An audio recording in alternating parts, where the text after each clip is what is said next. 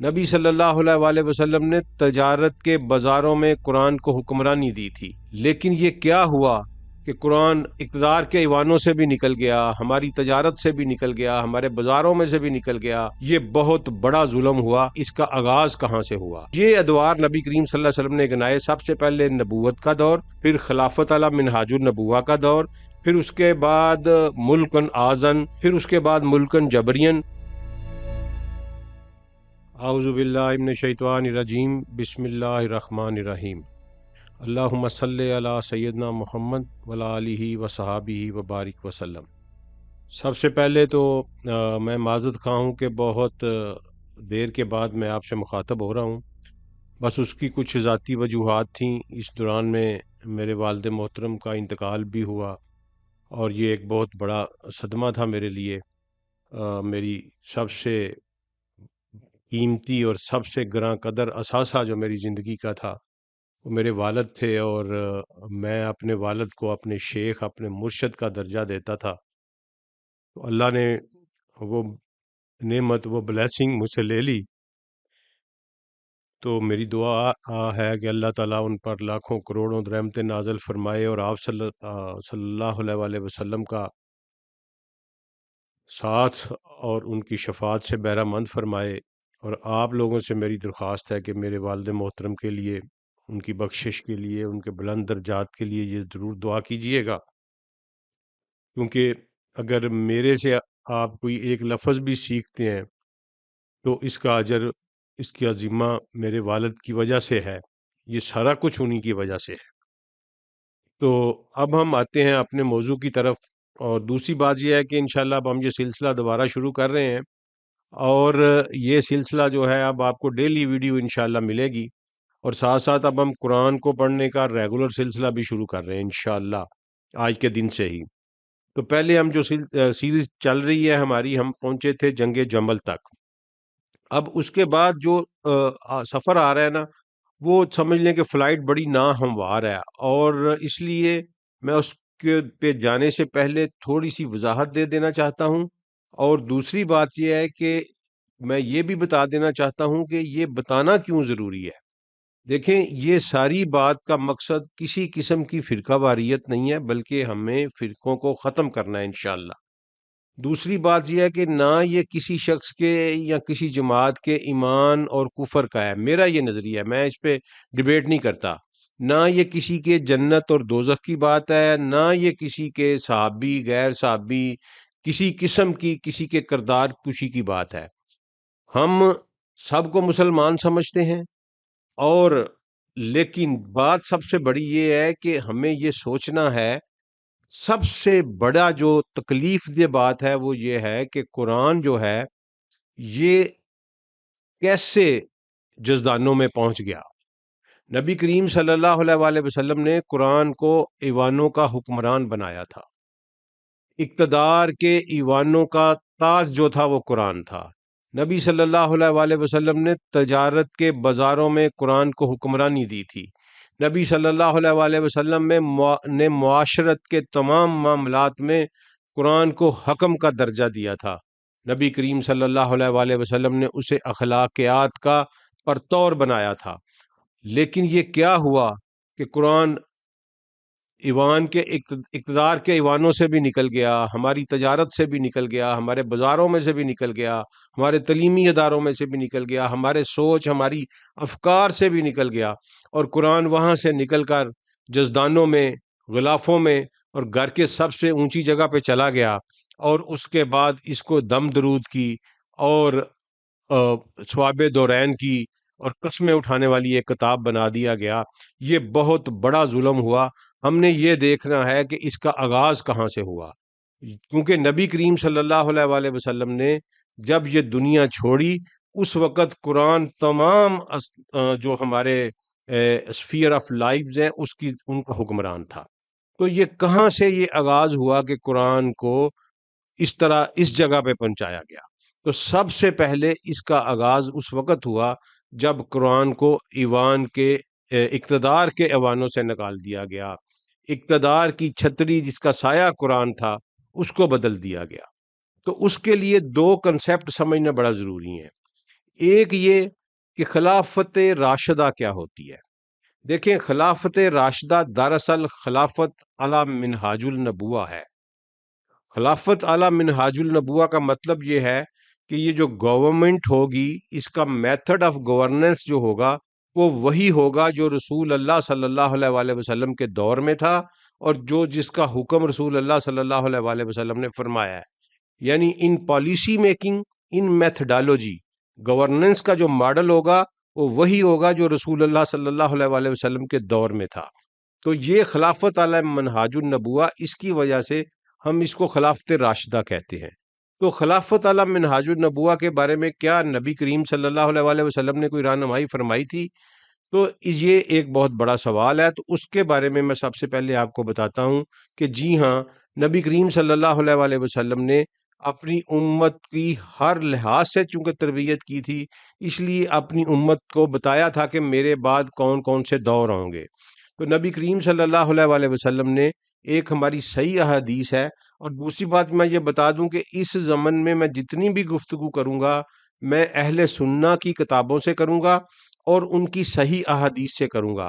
اگرچہ میں شیعہ ریفرنسز بھی پڑھتا ہوں اور انہیں بھی مانتا ہوں جو ان میں صحیح ہوتے ہیں، لیکن میں اس ڈسکشن میں کوئی شیعہ ریفرنس جو ہے وہ پریزنٹ نہیں کروں گا۔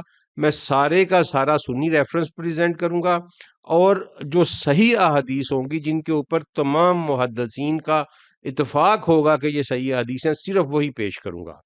تو اس میں خلافت علی منہاج النبوہ کے بارے میں سلسلۃ الصحیحہ، جو ایک بہت بڑی کاوش ہے جدید دور کی، علامہ ناصر الدین البانی کی، اللہ تعالیٰ ان پر جزائے خیر دے، اس میں اس کا نمبر ہے 1754۔ اس حدیث میں کو مسند احمد سے انہوں نے لیا ہے، جس کا نمبر ہے 17680۔ تو یہ صحیح حدیث ہے، جو سیدنا نعمان بن بشیر اس کے راوی ہیں، اور نعمان بن بشیر جو ہے وہ ابو حذیفہ سے روایت کر رہے ہیں، اور وہ یہ کہہ رہے ہیں کہ نبی کریم صلی اللہ علیہ وآلہ وسلم نے فرمایا کہ جب تک تم میں نبوت رہے گی، جب تک اللہ چاہے گا، پھر اس کے بعد اللہ نبوت کو اٹھا لے گا، پھر اس کے بعد خلافت علی منہاج النبوہ ہوگی، اور وہ بھی ایک خاص دور تک رہے گی، پھر اللہ اس کو اٹھا لے گا۔ پھر جو ہے تمہارے اوپر ملکن آزن، کاٹ کھانے والی ملوکیت، کاٹ کھانے والی بادشاہ جو ہے وہ تمہارے اوپر جو ہے وہ مسلط ہو جائے گی، پھر جب تک رہے گی جب اللہ تب تک چاہے گا۔ پھر اس کے بعد ملکن جبرین، تمہارے اوپر جبر والے اور ظالم بادشاہ جو ہیں وہ حکومت کریں گے، اور پھر تب تک رہیں گے جب تک اللہ چاہے گا، اور پھر اس کے بعد خلافت علی منہاج النبوہ کی طرف دنیا پلٹ جائے گی۔ تو یہ ادوار نبی کریم صلی اللہ علیہ وسلم نے گنائے، سب سے پہلے نبوت کا دور، پھر خلافت علی منہاج النبوہ کا دور، پھر اس کے بعد ملکن آزن، کاٹ کھانے والے بادشاہت کا دور، پھر اس کے بعد ملکن جبرین، اور پھر اس کے بعد اگین خلافت علی منہاج النبوہ۔ تو یہ نبی کریم صلی اللہ علیہ وآلہ وسلم کی زندگی سے چل کے یہ 5 ادوار بنتے ہیں۔ تو اس کا مطلب ہے کہ ایک دور پہلا جو نبی کریم صلی اللہ علیہ وسلم کے فوری بعد کا دور تھا، وہ خلافت علی منہاج النبوہ اور خلافت راشدہ کا تھا۔ اب ہم نے یہ دیکھنا ہے کہ خلافت راشدہ کی مدت کتنی تھی، کیا اس پہ نبی کریم صلی اللہ علیہ وسلم کچھ بتا کے گئے ہیں؟ تو جناب بالکل ضرور بتا کے گئے ہیں۔ اس میں آپ کو 2 احادیث جو ہیں وہ پریزنٹ کروں گا۔ ترمذی میں 2226 2226 اور ابو داؤد میں 4646، یہ ریفرنسز میں آپ کو دے رہا ہوں۔ اس میں سیدنا سفینہ، جو کہ نبی کریم صلی اللہ علیہ وآلہ وسلم کے آزاد کردہ غلام تھے، یعنی ان کے ذاتی نوکر تھے، وہ یہ روایت کرتے ہیں کہ ہم سے نبی کریم صلی اللہ علیہ وآلہ وسلم نے فرمایا تھا کہ میرے بعد خلافت علی منہاج النبوہ جو ہوگی وہ 30 سال ہوگی۔ اب ہم دیکھنا ہے ہم نے کہ کیا واقعی ایسے ہوا؟ تو بالکل ایسے ہی ہوا۔ نبی کریم صلی اللہ علیہ وآلہ وسلم کا وصال مبارک جو ہے وہ 12 ربیع الاول 11 ہجری میں ہوا۔ یہ یعنی تاریخ سے آپ ڈیفر کر سکتے ہیں، مہینے سے ڈیفر نہیں کر سکتے، یعنی ربیع الاول کا مہینہ تھا اور 11 ہجری کا سال تھا، تب نبی کریم صلی اللہ علیہ وسلم نے یہ دنیا چھوڑی، اور اس کے بعد خلافت علی منہاج النبوہ کا آغاز ہوا، اور اس کا اختتام جو ہوا وہ سیدنا حسن نے جب صلح کی معاویہ رضی اللہ عنہ کے ساتھ، تو اس وقت ایگزیکٹ ربیع الاول 41 ہجری تھا، یعنی سیدنا ابو بکر سے چل کے امام حسن علیہ الصلوۃ والسلام تک یہ پورے کے پورے 30 سال بنتے ہیں، ان میں ایک مہینے کا بھی فرق نہیں ہے۔ اس کا مطلب ہے کہ اس دوران جو بھی حکمران آئے وہ خلافت علی منہاج النبوہ پہ تھے۔ اسی لیے ہم سیدنا علی مولا علی علیہ السلام کو خلیفہ راشد مانتے ہیں، اور پوری مسلم امہ کا اس کے اوپر اختلاف ہے کہ وہ خلیفہ راشد تھے، سوائے چند بے وقوف احمق لوگوں کے جنہوں نے ابھی یہ فتنہ پھیلایا ہے۔ اس کے علاوہ پوری امت جو ہے وہ یہ مانتی ہے کہ سیدنا علی المرتضیٰ مولا جن کو فرمایا تھا نبی کریم صلی اللہ علیہ وسلم نے، وہ خلیفہ راشد تھے۔ اب اس کے بعد آگے ہم چلتے ہیں صفین کی طرف بڑھنے سے پہلے، کہ جب سیدنا علی خلیفہ راشد تھے تو پھر یہ کیوں ہوا اس طرح سارا کچھ؟ تو اس پہ بھی امت میں یہ بلا اتفاق اجماع پایا جاتا ہے کہ یہ جو صفین کی لڑائی ہوئی اس میں حق سیدنا علی کے ساتھ تھا، لیکن دو جگہ پہ اختلاف آ جاتا ہے۔ کچھ لوگ کہتے ہیں کہ معاویہ نے جان بوجھ کر یہ فتنہ پھیلایا، اور کچھ لوگ کہتے ہیں کہ معاویہ جو تھے وہ اجتہادی خطا کے اوپر تھے۔ اب یہ جنگ صفین کا جو مقدمہ ہے نا، جو اس کا پری فیس ہے، اس کی دو بنیادیں ہیں۔ ایک بنیاد یہ ہے کہ کیا رسول اللہ صلی اللہ علیہ وآلہ وسلم نے کوئی ایسا قانون نہیں دیا تھا جس کے مطابق قصاص کا سسٹم نافذ نہیں ہوا تھا اسٹیٹ میں؟ بالکل ہوا تھا۔ تو پہلا مقدمہ اس کا یہ ہے کہ سیدنا معاویہ اٹھے قصاص لینے کے لیے، پہلا نعرہ ان کا یہ تھا۔ اور دوسرا یہ ہے کہ وہ کہتے ہیں کہ جی ان کی یہ اجتہادی خطا تھی جو انہوں نے خلیفہ راشد کے خلاف جنگ کی۔ لیکن اس سے پہلے ذرا یہ دیکھیں کہ ایڈمنسٹریشن میں ایک لیجیٹیمیٹ آرڈر ہوتا کیا ہے، what is the power of a legitimate order. میں چونکہ انتظامیہ سے تعلق رکھتا ہوں، مجھے بخوبی اندازہ ہے کہ ایک لیجیٹیمیٹ حکومت کی پاور کی آرڈر کے اندر لیجیٹیمیسی کی کیا پاور ہوتی ہے۔ اگر سیدنا علی خلیفہ راشد تھے، جو کہ وہ یقیناً تھے، تو پھر ان کے ہر آرڈر کو لیجیٹیمیسی حاصل ہے، ان کا ہر آرڈر جو ہے وہ لیگل ہے۔ تو سب سے پہلے سیدنا علی نے خلافت کا اقتدار سنبھالنے کے بعد سب سے پہلے جو آرڈر کیا، اس آرڈر کے تحت انہوں نے معاویہ بن ابی سفیان کو شام کی گورنرشپ سے معزول کر دیا، امیر شام کے عہدے سے ڈسمس کر دیا، تحریری طور پر یہ آرڈر کیا، اور اس کے بعد ان کی جگہ پہ سہل بن حنیف رضی اللہ عنہ ان کو امیر شام مقرر کر دیا گیا۔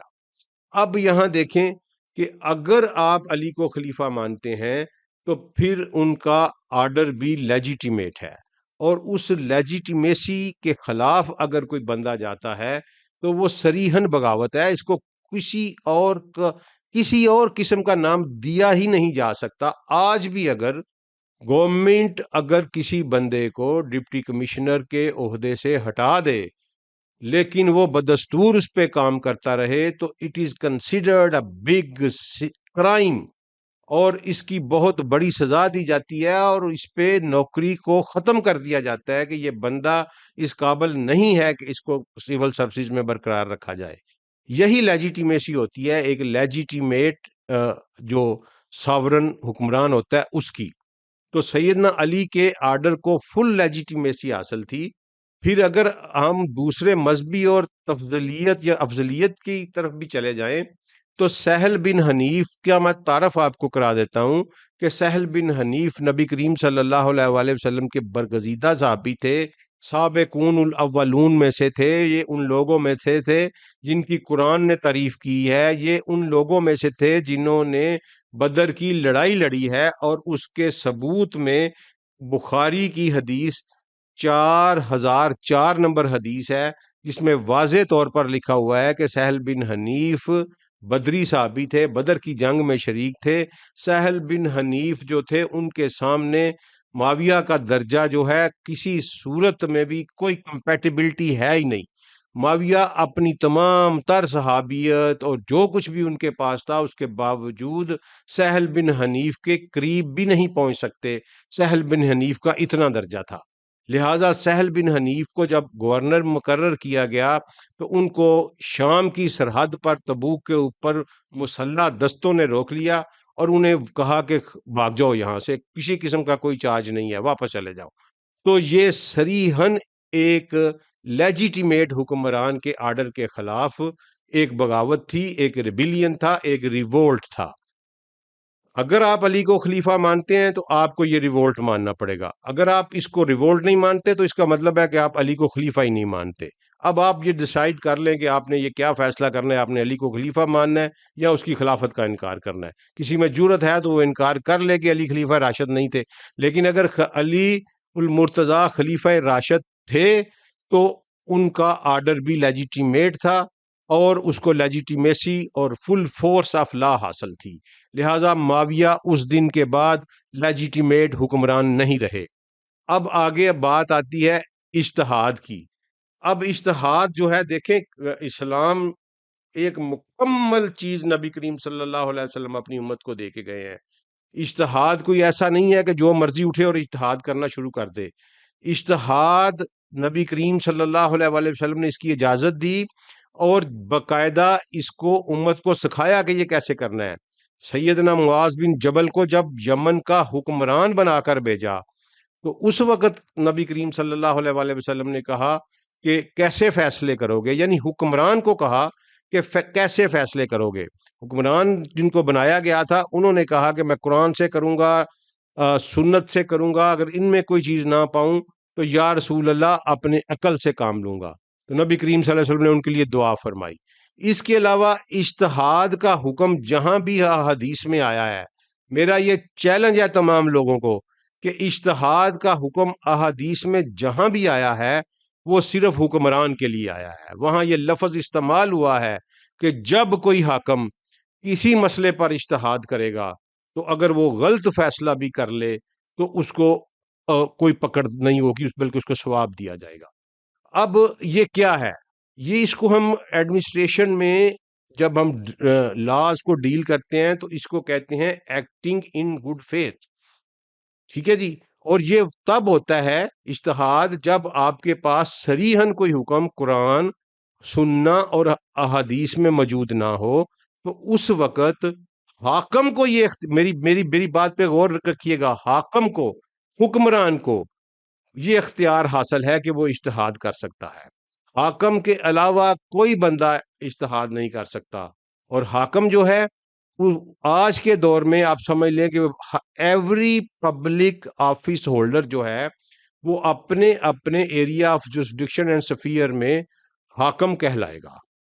کوئی ڈپٹی کمشنر ہے، کوئی اسسٹنٹ کمشنر ہے، کوئی گورنر ہے، کوئی لیوٹیننٹ گورنر ہے، کوئی اسپیکر ہے، جو کچھ بھی ہے، اگر اس کے پاس کوئی پبلک آفس جو کہ حکومت کی طرف سے دیا گیا ہے اس کو، تو وہ حاکم کہلائے گا اور اپنے ایریا آف جورسڈکشن میں وہ اجتہاد کر سکتا ہے جب وہ قرآن اور سنہ میں صریح حکم نہ پائے. یہ ہے کمپلیٹ نیریشن جو ہے اجتہاد کی. اجتہاد حکمران کے علاوہ اگر اس طرح ہر ایرے کو اجتہاد کا اختیار دے دیا جائے، چاہے وہ کتنا ہی پڑھا لکھا کیوں نہ ہو، تو ایک میس کریٹ ہو جائے گا سوسائٹی میں اور ہر گناہ گار اور ہر مجرم جو ہے وہ یہ کہے گا کہ میں نے اجتہاد کیا ہے. اب ایک بندہ ہے وہ بھوکا مر رہا ہے یا اس کے پاس پیسے نہیں ہیں، وہ ڈکیتی کرے گا اور کہے گا جی میں نے اجتہاد کیا ہے. ایک بندہ گھر سے دور ہے 2-3 ماہ سے، وہ کوئی حرام زدگی کرے گا، زنا کرے گا، وہ کہہ دے گا جی میں نے اجتہاد کیا، میری تو ضرورت تھی. تو اگر اجتہاد کی فلسفی ہر بندے یا اختیار ہر بندے کو دے دیا جائے تو یہ سوسائٹی چل ہی نہیں سکتی، نہ یہ قانون کی عملداری قائم رہ سکتی ہے. جو معاملات ہیں وہ ٹوٹل میس میں چلے جائیں گے. لہٰذا نبی کریم صلی اللہ علیہ وآلہ وسلم نے جہاں کہیں بھی حدیث بیان فرمائی اجتہاد کے بارے میں تو وہ حکمران کا لفظ، حاکم کا لفظ استعمال کیا.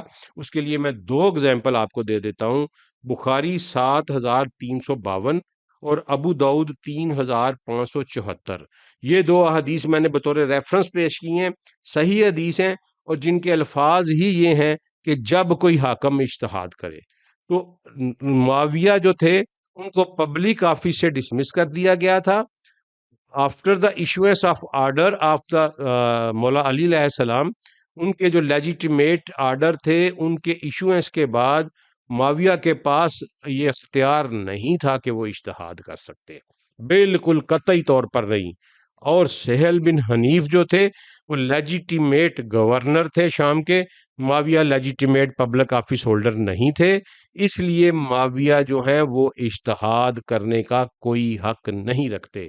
یہ واضح طور پر کیٹاگوریکل جو ہے یہ احادیث کی روح سے میں نے آپ کو بتایا ہے کہ معاویہ کے پاس اجتہاد کا اختیار ہی نہیں تھا، کیونکہ وہ لیجیٹیمیٹ حکمران یا لیجیٹیمیٹ امیر شام برقرار نہیں رہے تھے. اگر آپ ان کو لیجیٹیمیسی دیتے ہیں تو آپ کو علی کی خلافت راشدہ کا انکار کرنا پڑے گا. لہٰذا ان کو اجتہاد کا اختیار نہیں تھا، اس کے علاوہ ہمارے پاس کوئی چارہ نہیں. اس کے بعد اگلی بات جو آتی ہے وہ یہ آتی ہے کہ انہوں نے قصاص عثمان کا مطالبہ کیا تھا. اس میں کوئی شک نہیں کہ سیدنا عثمان ذو النورین رضی اللہ عنہ اور سلام اللہ علیہ کو مظلوم شہید کیا گیا، بے گناہ شہید کیا گیا اور ان کا کوئی قصور نہیں تھا. لیکن میرے بھائیوں، قصاص کا ایک واضح قانون موجود ہے قرآن میں، قصاص کا رسول کی سنہ میں ایک واضح قانون موجود ہے کہ قصاص کیسے لیا جائے گا. قصاص کا سب سے پہلے مطالبہ کسی مقتول کے لیگل ایئرز کریں گے، جو اس کے خونی وارث ہیں وہ کریں گے. اگر خدا نہ خواستہ اس کے خونی وارث نہیں ہیں تو پھر اس کے نزدیکی وارث کریں گے. اگر نزدیکی وارث بھی نہیں ہے تو تھوڑے سے اور دور وارث کریں گے. لیکن اگر اس کا فرض کریں کوئی وارث نہیں ہوتا تو پھر اس کے اسٹیٹ جو ہے اس مقتول کے بہاف کے اوپر قصاص لے گی. میری بات کو سمجھیے گا کہ یہ 3 کیٹیگریز ہیں. قصاص کا مطالبہ سب سے پہلے خونی رشتے دار کریں گے، پھر اس کے اگلے رشتے دار، اگر وہ بھی نہیں ہے تو کوئی رشتہ ڈھونڈا جائے گا، وہ بھی نہیں ہے تو پھر اسٹیٹ کرے گی. اسٹیٹ جو اس مقتول کے بہاف کے اوپر مدعی بنے گی اور قصاص لے گی. ہمارے ملک میں بھی قصاص و دیت کا جو آرڈیننس ہے وہ اسی طرح ہی ہے، نافذ ہے. اور میں نے خود بطور میجسٹریٹ تقریباً مور دین 10 کیسز میں پھانسی لگوائی ہوئی ہے لوگوں کو، اور as a representative of the state قصاص کو ایگزیکیوٹ کیا ہوا ہے. تو یہ میرا خیال ہے یہ قصاص دیت آرڈیننس 382 ہے میرا خیال ہے، سیکشن میرا خیال ہے یہ کافی دیر ہو گئی ہے. تو اس میں یہ لکھا ہوا ہے کہ میجسٹریٹ ول ٹیک دا قصاص on the behalf of the state by causing the death of the convict. تو یہ جو چیز ہے یہ ایک قانون، قصاص کا قانون ہے. اب معاویہ کے پاس آپ مجھے بتائیں، نہ اس وقت سیدنا عثمان کے بیٹے موجود تھے جو ان کے خونی رشتہ دار تھے، اور قصاص کا مطالبہ ان کا حق تھا. وہ کبھی بھی مولا علی علیہ السلام کے پاس قصاص کا مطالبہ لے کر نہیں آئے. سیدنا معاویہ کے پاس قصاص کا کسی قسم کا کوئی حق حاصل نہیں تھا، نہ ہی وہ ان کے، یہ غلط پراپیگنڈا کیا جاتا ہے کہ وہ ان کے چچا کے بیٹے تھے. میرے بھائیوں ایسے نہیں ہوتا. انہوں نے بہت غلط چیزیں جو ہیں وہ لوگوں کو بتا دی ہیں. وہ ان کے چچا کے بیٹے قطعی طور پر نہیں تھے. ان کا سلسلہ نسب 4تھی پشت میں جا کے سیدنا عثمان سے ملتا تھا. سیدنا عثمان کا جو سلسلہ نسب وہ یہ ہے کہ عثمان بن عفان بن ابو العاص بن امیہ، اور معاویہ کا جو سلسلہ نسب ہے وہ ہے معاویہ بن ابو سفیان بن صخر بن امیہ. اب یہ دیکھیں کہ 3 نسلیں اوپر 4تھی نسل پہ جا کے جو ہے نا یہ سلسلہ نسب مل رہا ہے. تو آپ مجھے بتائیں کہ آپ کو آپ کی 4تھی نسل کے اوپر کوئی یاد ہے کوئی رشتہ آپ کا؟ کسی بندے کو یہ پتہ ہے کہ اس کے پردادا یا چکدادا کی جو اولاد ہے وہ اس وقت کدھر ہے؟ تو وہ قبائلی سوسائٹی تھی، وہ اکٹھے ضرور رہتے تھے لیکن قانونی طور پر کسی قسم کا کوئی رائٹ آف قصاص ایگزسٹ ہی نہیں کرتا معاویہ کے اوپر. لہٰذا معاویہ کا جو یہ کلیم تھا کہ وہ سیدنا عثمان کے قصاص کے لیے اٹھے ہیں وہ بھی غلط تھا، اور جو یہ پروپیگیٹ کیا جاتا ہے کہ انہوں نے اجتہاد کیا اور خلیفہ کے خلاف بغاوت کی، اور اجتہاد کا حق ہی انہیں حاصل نہیں تھا، لہذا جنگ صفین کی تفصیلات اور اس کے اثرات پر جانے سے پہلے یہ بات میں نے آپ پر واضح کر دی کہ خلافت راشدہ کیا ہوتی ہے، اس کی مدت کتنی تھی، اس مدت کی روح میں سیدنا علی نبی کریم صلی اللہ علیہ وآلہ وسلم کے فرمان کے مطابق خلیفہ راشد ہے۔ خلیفہ راشد کا آرڈر لیجیٹیمیٹ قوت رکھتا ہے، اور اس لیجیٹیمیسی میں اور اس فورس آف گورننس میں انہوں نے معاویہ کو ڈسمس کر دیا تھا۔ معاویہ نو مور حکمران نہیں تھے، جب وہ حاکم نہیں تھے تو وہ اجتہاد بھی نہیں کر سکتے تھے، اور جب سیدنا عثمان کے خونی رشتہ دار موجود تھے تو معاویہ کو قصاص کا مطالبہ کرنے کا کوئی حق نہیں بنتا تھا۔ اس لیے خلیفہ راشد کے خلاف جتنی بھی ایلیبی اسٹیبلش کی جاتی ہے یہ ساری کی ساری غلط ہے، اور یہ 100% بغاوت تھی، اس کو کسی اور کا نام نہیں دیا جا سکتا۔ اتنا ہی، باقی ہم یہ تھوڑی سی لمبی ہو گئی ہے، لیکن ایک دو جو ہے نا ایپیسوڈ وہ لمبی آئیں گی، برداشت کریے گا تاکہ ہم اس کو تیزی سے ختم کر سکیں۔ تو بہت شکریہ، آگے ہم اگلی قسط میں بات کریں گے۔